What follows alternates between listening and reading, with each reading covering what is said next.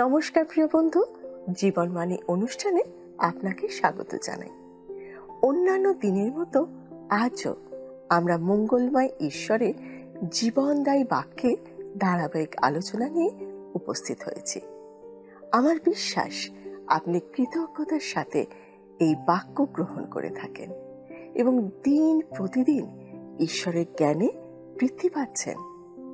আমরা খুব খুশি হই যখন আপনি আমাদেরকে আপনার এই আশীর্বাদ পাওয়ার বিষয় ফোনের মাধ্যমে জানান। আসুন শুনি ঈশ্বরের বাক্য আজ আমাদেরকে কি জানাতে চায়।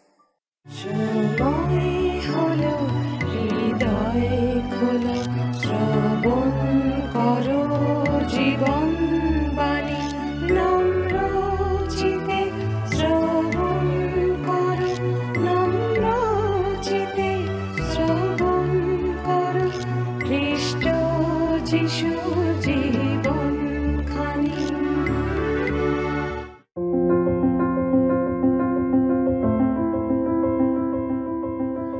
আজকে আমরা আমাদের এই ধারাবাহিক অধ্যয়নে জিরোমীয় ভাবাদী পুস্তকের একদম শেষ পর্যায়ে এসে পৌঁছেছি। এর আগে আমরা দেখেছি যিহুদিদের যে অবশিষ্টাংশ দেশে থেকে গেছিল তারা একটা বড় ভুল করেছিল। ঈশ্বরের অবাধ্য হয়ে তারা মিশরে পালিয়ে গেছিল। এটা যেন গরম কড়া থেকে সরাসরি আগুনে ঝাঁপ দেওয়া। কিন্তু তাদের পালানোর কি সত্যি কোনো প্রয়োজন ছিল? কারণ কোনো নতুন শত্রু তখন জিহুদা আক্রমণ করতো না, কারণ ইতিমধ্যেই জেরুসালেম সহ জিহুদার বড় বড় শহর নগর সব ধ্বংস হয়ে গেছে, আগুনে পুড়িয়ে দেওয়া হয়েছে, কিছুই অবশিষ্ট নেই, কেবলমাত্র ধ্বংসাবশেষ পড়ে আছে। সুতরাং তারা সেখানে থেকে যেতেই পারত। ঈশ্বর জানতেন নবুকদ্নেচ্ছর এরপর মিশর আক্রমণ করবে, আর তার ফলে সেই জিহুদারা আবার বন্দী হবে, তাদের যন্ত্রণা আরও বাড়বে। কিন্তু তারা ভেবেছিল মিশরে পালিয়ে গিয়ে তারা যুদ্ধ হারাতে পারবে, সেখানে তারা পেট ভরে খেতে পাবে এবং শান্তিতে থাকবে। যদি ঈশ্বরের সত্য আমাদের পরিচালিত না করে, যদি আমাদের চিন্তাধারা এবং কাজকর্ম ঈশ্বরকে কেন্দ্র করে না হয়, তাহলে আমরা এতটাই তলিয়ে যাব যেখানে শান্তি বা প্রাচুর্য ভোগ করার কোনো সুযোগ থাকবে না। ইতিহাস আমাদের সেটাই শিক্ষা দেয়, কিন্তু আমরা কতজন ইতিহাস থেকে শিক্ষা নিই?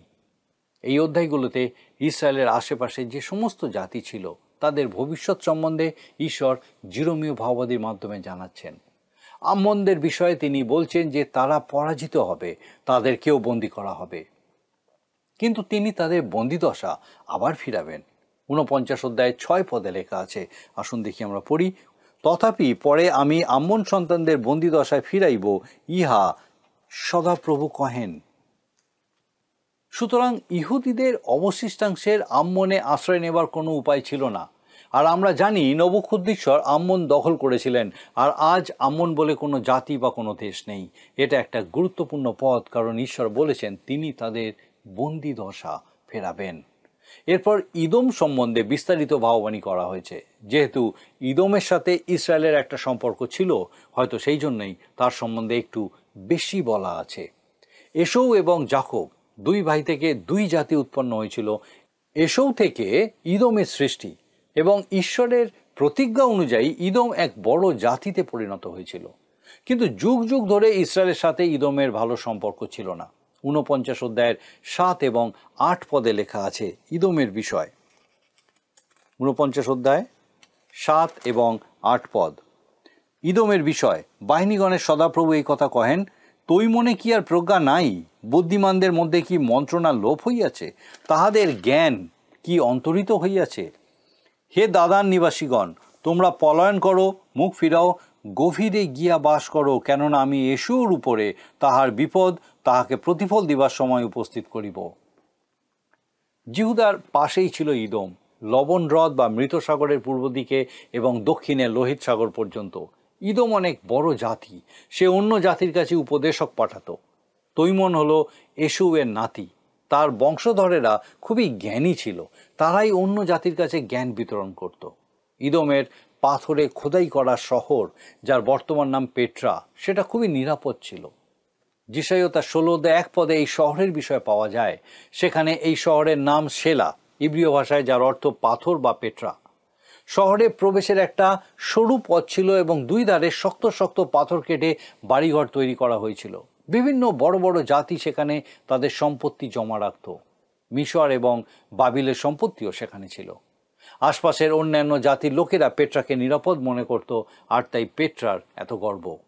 ঈশ্বর সেই সমস্ত কিছুই কেড়ে নিয়েছিলেন। পেট্রা তার গৌরব হারিয়েছিল। দাদন নিবাসী বলতে আরব গোষ্ঠীকে বোঝানো হয়েছে। তাদের পালাতে বলা হচ্ছে কারণ ইদোমের উপরে ঈশ্বরের আঘাত নেমে আসবে। 13 পদে লেখা আছে, আসুন দেখি 13 পদ দেখি। কেননা সদাপ্রভু কহেন, আমি আপন নামে এই দিব্য করিয়াছি, বসরা বিস্ময়, টিটকারি, উচ্ছন্নতা, অভিশাপের পাত্র হইবে, আর তাহার সমস্ত নগর চিরকাল উৎসন্ন স্থান থাকিবে। বসরা ছিল ইদোমের রাজধানী, কিন্তু আজ এই শহর সম্পূর্ণ উৎসন্ন পড়ে আছে।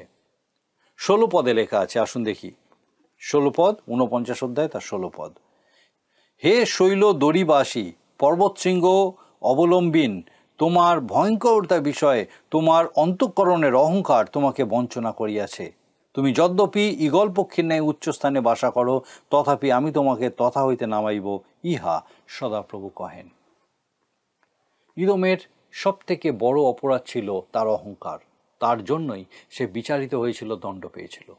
শৈল দড়িবাসী, পর্বতশৃঙ্গ অবলম্বিন, অর্থাৎ ইদোম দেশ বা তার নগরগুলি শক্ত পাথরের গায়ে খোদাই করে তৈরি করা হয়েছিল, প্রায় 1 মাইল লম্বা। খুব সরু পাহাড়ের ফাটলের মধ্যে দিয়ে শহরের মধ্যে প্রবেশ করতে হতো।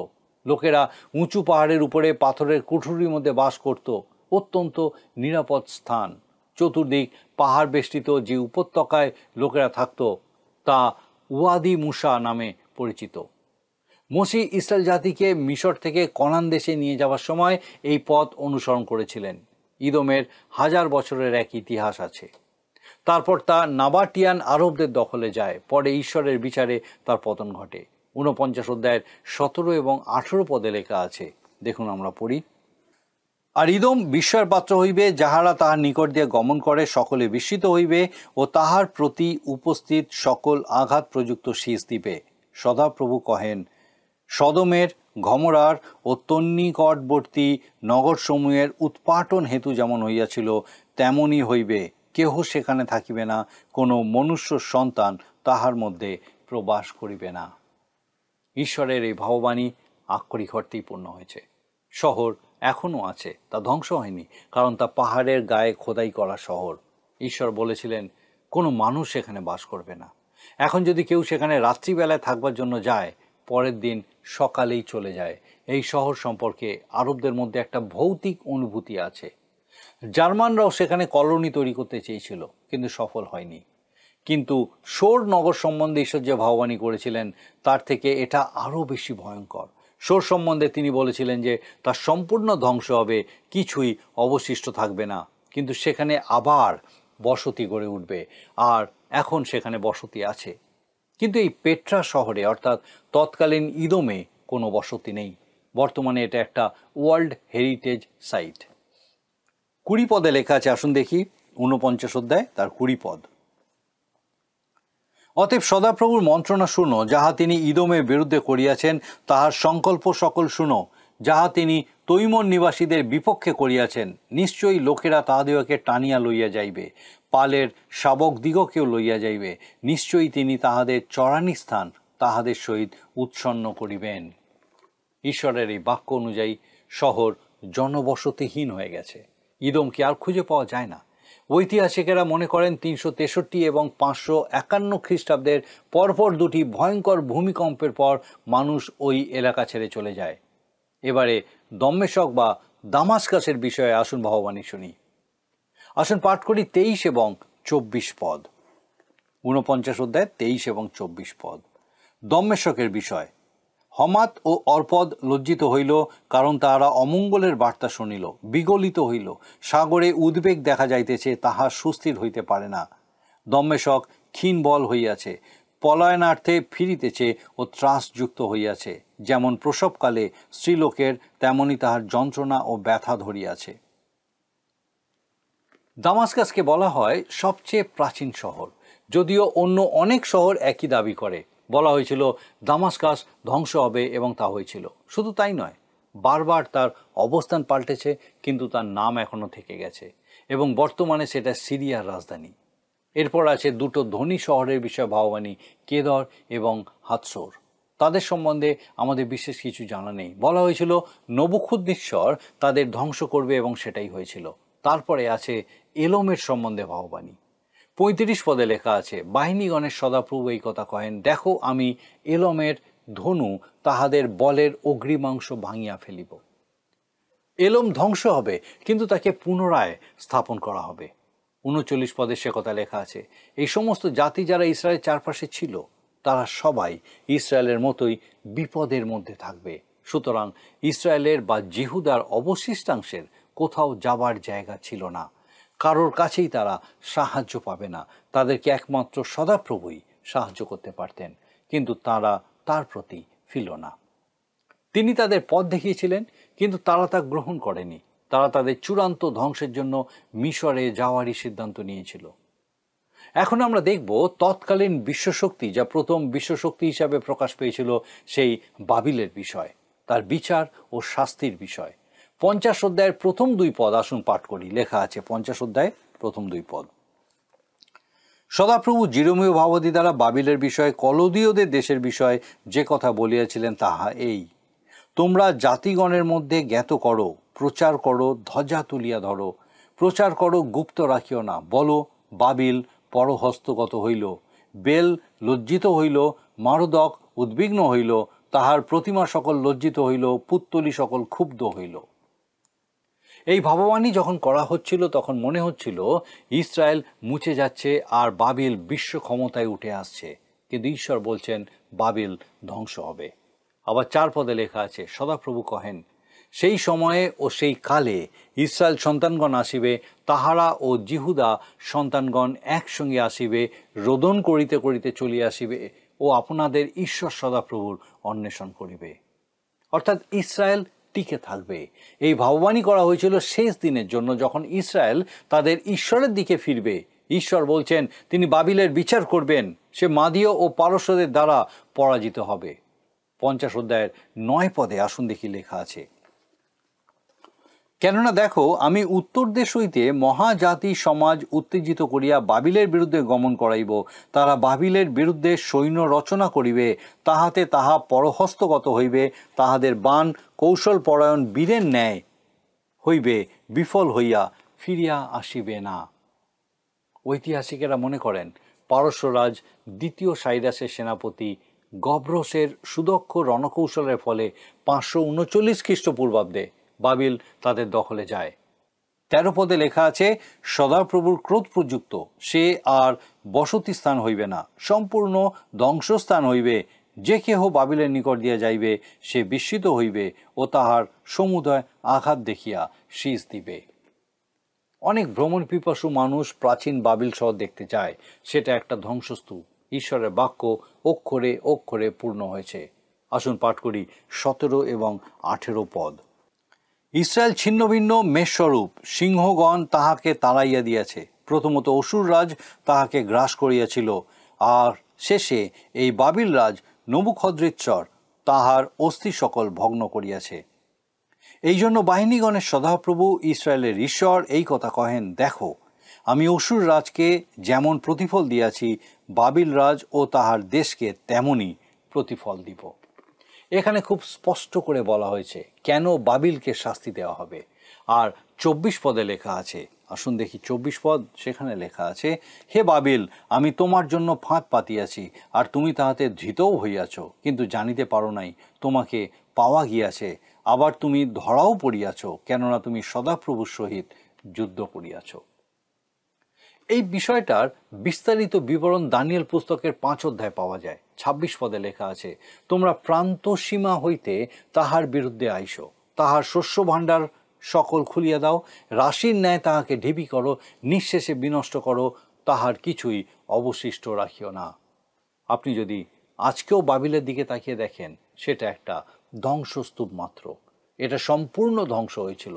আর 28 পদে লেখা আছে, আমরা দেখি 50 অধ্যায় তার 28 পদ, ওই তাহাদের রব যাহারা পলাইতেছে ও বাবিল দেশ হইতে রক্ষা পাইতেছে, যেন সিয়নে আমাদের ঈশ্বর সদাপ্রভুর প্রতিশোধ তাহার মন্দির নিমিত্ত প্রতিশোধ জ্ঞাত করে।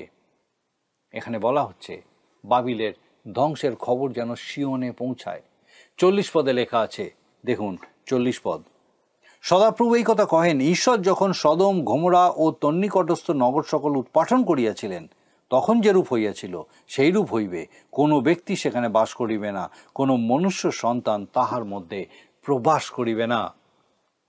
এই ভগবানের মাধ্যমে একটা বিষয় পরিষ্কার, যে বাবিল সম্পূর্ণরূপে ধ্বংস হবে, যেমন সদম গমোরা ধ্বংস হয়েছিল। 42 পদে বাবিলকে ধ্বংস করতে আসা সৈন্যদের সম্বন্ধেও বলা হয়েছে। দেখুন লেখা আছে 42 পদ, তাহারা ধনুক ও বর্ষাধারী, নিষ্ঠুর ও করুণারহিত, তাহাদের রব সমুদ্র গর্জনের তুল্য, ও তাহারা অশ্বারোহণে আসিতেছে। ওই বাবিল কন্যে তোমারই বিপরীতে যুদ্ধ করণার্থে তাহারা প্রত্যেকজন যোদ্ধার ন্যায় সুসজ্জিত হইয়াছে। ঠিক এই রকমই ঘটেছিল যখন পারস্যরাজ দ্বিতীয় সাইরাসের মাদীয় সেনাপতি গব্রস বাবিল শহরে প্রবেশ করেছিল। 51 অধ্যায় বাবিলের প্রতি ঈশ্বরের যে শাস্তি, সেটাই বারবার বলা হয়েছে। 6 থেকে 8 পদে লেখা আছে, আসুন দেখি আমরা পড়ি। 51 অধ্যায়, জিরোমীয় ভাববাদীর পুস্তক 51 অধ্যায় তার 6 থেকে 8 পদ। তোমরা বাবিলের মধ্য হইতে পলায়ন করো, প্রত্যেকজন আপন আপন প্রাণ রক্ষা করো, তাহার অপরাধে তোমরা উচ্ছিন্ন হইও না, কেননা এ সদাপ্রভুর প্রতিশোধ গ্রহণের সময়, তিনি তাহাকে অপকারের প্রতিফল দিতে উদ্যত। সদাপ্রভুর হস্তে বাবিল সুবর্ণ পাত্রস্বরূপ ছিল, তাহার সমস্ত পৃথিবীকে মত্ত করিত। জাতিগণ তাহার মদ্যপান করিয়াছে, তজ্জন্য জাতিগণ উন্মত্ত হইয়াছে। বাবিল অকস্মাৎ পতিত ও ভগ্ন হইল, তাহার জন্য হাহাকার করো, তাহার ব্যথার প্রতিকারার্থে তরুসার গ্রহণ করো, কি জানি সে সুস্থ হইবে। বাবিল যে হঠাৎ ভেঙে পড়বে সেটা আগেই বলা হয়েছিল, এবং সেই মতোই ঘটেছিল। 36 এবং 37 পদে লেখা আছে, আসুন দেখব আমরা 51 অধ্যায় তার 36 এবং 37 পদ। এই জন্য সদাপ্রভু এই কথা কহেন, দেখো আমি তোমার বিবাদ নিষ্পন্ন করিব, তোমার জন্য প্রতিশোধ লইব, এবং তাহার সমুদ্রকে জলশূন্য ও তাহার উনুইকে শুষ্ক করিব। আর বাবিল ঢিবিময়, শৃগালদের বাসস্থান ও বিস্ময়ের ও শীষ শব্দের বিষয় এবং নিবাসী বিহীন হইবে। বাবিল জনশূন্য হবে, এমনটাই বলা হয়েছে। কিন্তু এই শহরটির ধ্বংসের কারণ হলো নদীর জল সরে যাওয়া। ইউফ্রেটিস নদী সরাসরি বাবিলের মধ্যে দিয়ে গেছিল। ঐতিহাসিকেরা মনে করে শত্রুরা খুব চালাকি করে নদীর গতিপথকে পাল্টে দিয়েছিল, যার ফলে নদীর গভীরতা কমে গেছিল, এবং সেই প্রায় শুকিয়ে যাওয়া নদীর উপর দিয়ে সৈন্যরা সহজে শহরে প্রবেশ করেছিল, এবং যখন সকলে উৎসবে মেতেছিল তখন প্রায় বিনা বাধায় তারা শহর দখল করে নিয়েছিল। 52 অধ্যায়ে যে ভাববাণী করা আছে তা আমরা ইতিমধ্যেই আলোচনা করেছি, কারণ সেখানে জেরুজালেমের ধ্বংস এবং জিহুদার বন্দিত্বের কথাই বলা আছে। জিরোমীয় আগে যা বলেছিলেন এখন সেগুলোকেই লিখে রাখছেন। সিদিকিও কিভাবে বন্দী হবে, তার ছেলেদেরকে তার চোখের সামনে হত্যা করা হবে ইত্যাদি বিষয়। জিহোয়াকিনকে বাবিলে বন্দী করে নিয়ে যাওয়ার পরে তার কি হয়েছিল সে বিষয়ে আমাদেরকে জানাচ্ছেন। আসুন পাঠ করি 52 অধ্যায়ের 31 থেকে 34 পদ। আপনার কাছে বাইবেল থাকলে আমি বলবো, আমার সঙ্গে খুলুন জিরোমীয় ভাববাদী 52 অধ্যায়, আর আমরা পাঠ করি 31 থেকে 34 পদ। পরে জিহোয়াকিন রাজার বন্দিদশার 37 বৎসরে 12 মাসের 25 দিবসে বাবিল রাজ ইবিল মরদক আপন রাজত্বের প্রথম বৎসরে জিহুদা রাজ জিহোয়াকিনের মস্তক উঠাইলেন ও তাহাকে কারাগার হইতে মুক্ত করিলেন। আর তিনি তাহাকে প্রীতিবাক্য কহিয়া তাহার সহিত যে সকল রাজা বাবিলে ছিলেন তাহাদের আসন হইতে তাহার আসন উচ্চে স্থাপন করিলেন। আর ইনি কারাবাসের বস্ত্র পরিবর্তন করিলেন এবং যাবজ্জীবন প্রতিনিয়ত রাজার সম্মুখে ভোজন পান করিতে লাগিলেন। আর তাহার মরণদিন পর্যন্ত বাবিল রাজের আজ্ঞাতে তাহাকে নিয়ত বৃত্তি দেওয়া হইত। তাহার সমস্ত জীবনযাপন ব্যাপিয়া তাহাকে দিনের উপযুক্ত খাদ্যদ্রব্য প্রতিদিন দেওয়া যাইত। জিহোয়াকিন বাবিলনে মারা গেছিলেন। জিরোমীয় ভাববাণী করেছিলেন যে জিহোয়াকিন বংশের আর কেউ দাউদের সিংহাসনে বসবে না। জিহোয়াকিনের মৃত্যুর সাথে সাথে দাউদের পুত্র সলোমনের বংশ শেষ হয়। কিন্তু দাউদের যে বংশধর তার সিংহাসনের প্রকৃত দাবিদার, তার জন্ম হয় দাউদের অন্য সন্তান নাথনের বংশে, মরিয়ম সেই বংশের কন্যা আর তার গর্ভে যীশুখ্রিস্ট জন্মগ্রহণ করেছিলেন। যাই হোক, জিহুদা রাজবংশের সমাপ্তির বিবরণের দ্বারা জিরোমীয় ভাববাদীর পুস্তকটি শেষ হয়। আজকে আমরা জিরোমীয় ভাববাদীর পুস্তকটির ধারাবাহিক আলোচনা এখানেই শেষ করলাম। এই ভাববাদী পুস্তকের মূল বিষয় হল জিহুদা জাতির অবাধ্যতা, ঈশ্বর বিমুখতা, কাল্পনিক ঈশ্বরের আরাধনা এবং ভয়ঙ্কর অমানবিকতার কারণে ঈশ্বর তাদের বিরুদ্ধে বিচার ও শাস্তি ঘোষণা করেছিলেন। তাদেরকে বারবার সুযোগ দিয়েছিলেন তারা যেন ফিরে আসে, কিন্তু তারা সেই সুযোগ গ্রহণ করেনি।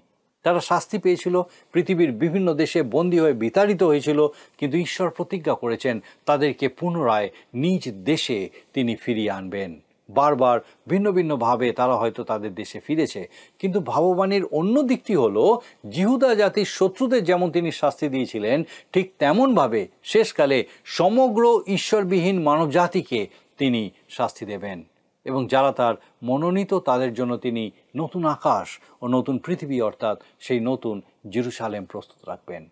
আমরা সেই নতুন আকাশ ও নতুন পৃথিবীর অপেক্ষায় আছি। আপনিও চাইলে সেই নতুন আকাশ ও সেই নতুন পৃথিবীর অধিকারী হতে পারেন। ঈশ্বর আপনাকে আশীর্বাদ করুন। আসুন প্রার্থনায় যাই, আর আমি চাইব আপনি আমার সঙ্গে যোগ দিন। পরম করুণাময় স্বর্গীয় পিতা, তোমার ধন্যবাদ, স্তুতি প্রশংসা করিও প্রভু। তোমার জীবন্ত বাক্য দ্বারা তুমি আমাদের সঙ্গে কথা বলো এবং বিশেষ করে তোমার ধন্যবাদ দিই আজকে আমাদের এই দর্শক বন্ধুর সঙ্গে বিশেষভাবে কথা বলেছো। বিশেষ করে পিতা তোমার ধন্যবাদ দিই জিরোমীয় পুস্তকের এই যে ধারাবাহিক অধ্যয়ন, পিতা তোমার জীবন্ত বাক্যের এই ধারাবাহিক অধ্যয়নের মধ্যে দিয়ে বারবার তুমি আমাদেরকে দেখাতে চেয়েছো, শিখাতে চেয়েছো যে কীভাবে পিতাগো যখন আমরা তোমার থেকে দূরে যাই, তোমার অবাধ্য হই, তোমার থেকে দূরে চলার সংকল্প করি, নিজেদের ইচ্ছায় চলি, প্রভু কিভাবে তা তোমাকে দুঃখ দেয় এবং পিতাগো কিভাবে তুমি বারবার সেই সুযোগ দিয়ে থাকো যেন আমরা তোমার কাছে ফিরে আসি। স্বর্গীয় পিতা, আমাদের সেই প্রত্যেক দর্শক বন্ধু, তাদের পরিবার পরিজন প্রত্যেককে তোমার চরণে সমর্পণ করি। প্রভু তোমার পবিত্র পরাক্রমে প্রত্যেকে যেন পিতাগো তোমাতেই জীবনযাপন করতে সমর্থ হয়, যেন তোমার বিরুদ্ধাচারণ না করে, কিন্তু প্রভু তোমার পবিত্র পরাক্রমে তোমাতে বৃদ্ধি পায়, তোমার গৌরব করার মধ্যে দিয়ে পিতাগো যেন তোমার মহিমা প্রকাশ করতে সমর্থ হয়। আমাদের সেই প্রত্যেক দর্শক বন্ধু, তাদের পরিবার পরিজন প্রত্যেককে এইভাবে তুমি তোমার পবিত্র আত্মার সুরক্ষায় সুরক্ষিত রাখো, তোমার আশীর্বাদে পূর্ণ রাখো, তোমাতে সুস্থির রাখো, আর তাদের সকল ভার নাও। তোমার যিশু নামে ভিক্ষা দয়া করে শ্রবণ ও গ্রহণ করো। আমেন।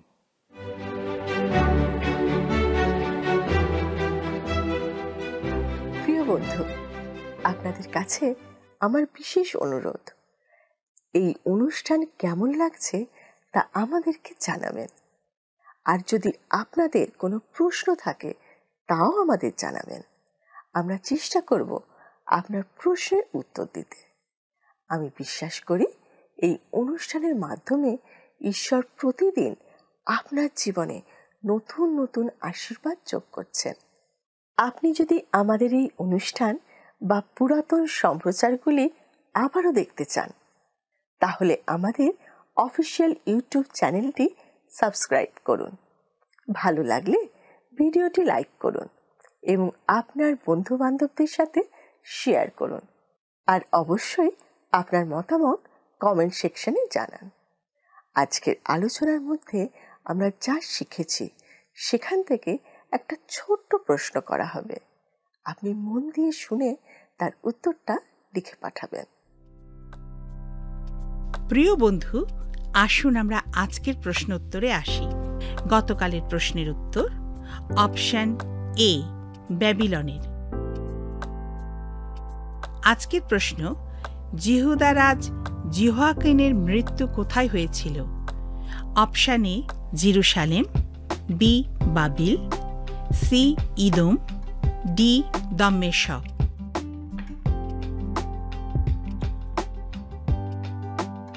বন্ধু, এই প্রশ্নের উত্তর আগামীকাল সন্ধ্যে 6টার মধ্যে option A, B, C, D সহকারে আপনার নাম ও সম্পূর্ণ ঠিকানা সহ 9433497235 এই নম্বরে SMS-এ অথবা হোয়াটসঅ্যাপে লিখে পাঠাবেন।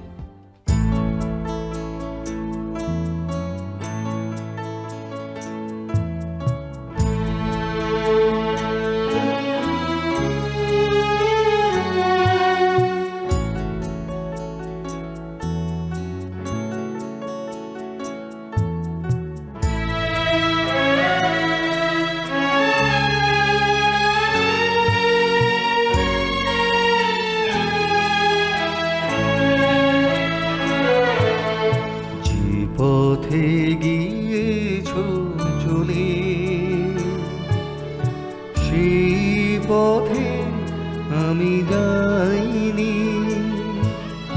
শুনি তো শীত ধুলির করুণা, শুনি তো শীত ধুলির করুণা, তাই আমি খুঁজে পাইনি যে পথে গিয়েছ চলে, সেই পথে আমি যাইনি।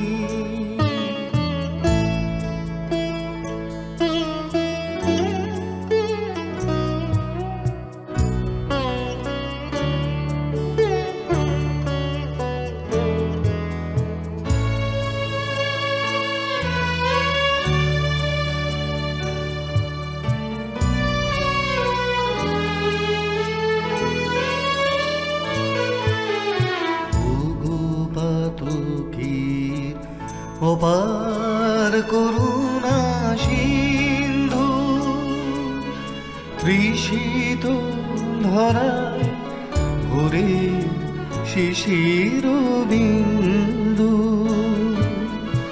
ওগো পাতকীর অপার করুণা সিন্ধু, তৃষিত ধরায় ভরে শিশির বিন্দু, অলক্ষে কখন ডেকে ফিরে গেলে, অলক্ষে কখন ডেকে ফিরে গেলে, আমি তবু ফিরে চাইনি যে পথে গিয়েছ চলে, সেই পথে আমি যাইনি।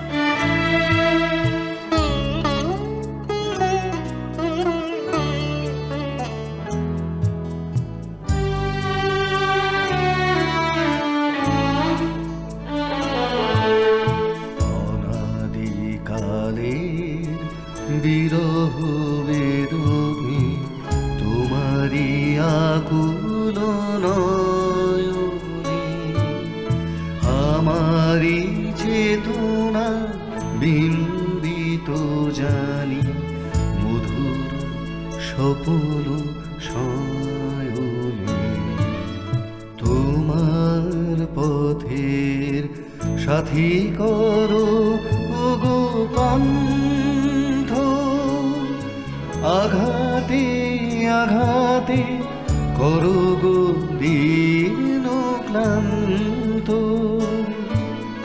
তোমার পথের সাথী করো ওগো পান্থ, আঘাতে আঘাতে করো গো দীন ক্লান্ত, বাসরে তুমি শুধু থেকো, অশ্রু বাসরে তুমি শুধু থেকো, আর কারে আমি চাইনি যে পথে গিয়ে। যদি আপনার এই অনুষ্ঠান ভালো লেগে থাকে তাহলে এই নম্বরে একটি মিসড কল করুন, তাহলে আপনি পরের বারের বিজয়ী হতে পারেন।